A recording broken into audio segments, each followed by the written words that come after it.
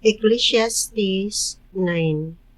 Ipamalandungan ko pag-ayo kining tanan, kung sa unsang paagi gibutan sa Dios ang mga maalamon ug matarong, bisan gani ang ilang gugma ug kasilag, walay nasayod sa ilang kaugmaon ug dili kini makahimong kalainan.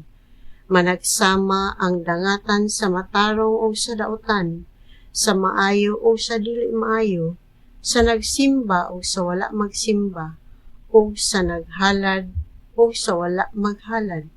Managsama ra ang maayong tao ug ang makasasala, ingon man ang manumpa ug dili manumpa. Managsama ang dangatan sa tanan ug sama kini kadautan, sa bisan unsa nga nahitabo dinhi sa kalibutan. Samtang buhi pa ang tawo, lunlon lamang dautan ug binuang ang iyang gihuna-una, ug unya mamatay siya. Apan ang buhi may paglaom pa, maayo pa ang iro nga buhi kay sa leon nga patay na. Ang mga buhi na sayod nga mga matay sila, apan ang mga patay wala nay mahibaluan bisan unsa. Wala na sila'y mapaabot nga ganti, kalimta na sila sa hingpit. Natapos uban kanila ang tanan nilang gugma, kasilag ug kaibog. Dili na sila makaapil sa kalihukan niining kalibutana. Busa padayon pagkaon ug paglipay, inom ug bino ug paghudyaka, kay wala kini ihikaw sa Dios. Pagmalipayon ug pagmasanagon kanunay. Pahimusli ang kinabuhi uban sa babae nga imong gihigugma, samtang ania ka pa niining walay hinungdan nga kinabuhi nga gihatag sa Dios kanimo. Pahimusli ang tanang adlaw, kay kinira maoy imong makuhang balos sa tanan mong paghago. Bisan unsa nimong buluhaton, himua ang tanan nimong mahimo, kay didto unya sa Siol, wala nay paghago o panghuna-huna o kaalam o kahibalo, o kini mo'y imong padulngan.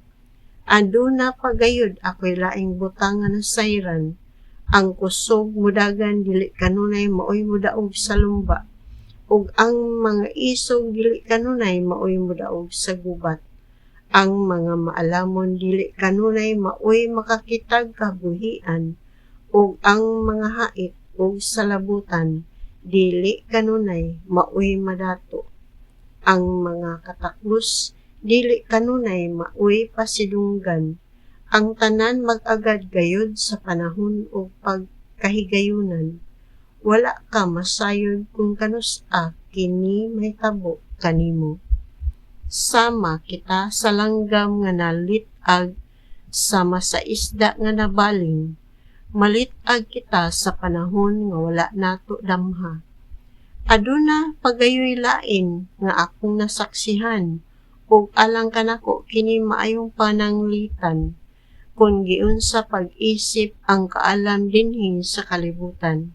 May usa ka gamayng lungsod nga diutay ra ang nagpuyo. Gisulong kini sa usa ka gamhanang hari.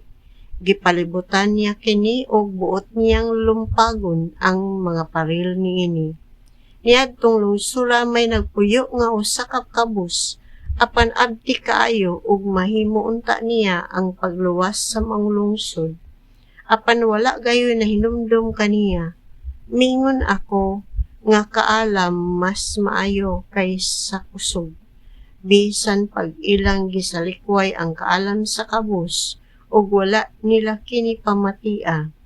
Mas maayo pa ang pagpamati sa hagawhaw sa maalamon, kay sa singgit sa usa ka hari diha sa tigom sa mga buang-buang. Mas daghan ang kaayuhan nga mahimo sa kaalam, kay sa mga hinagiban, apan ang usa lamang ka makasasala makahimog daghang kadaot.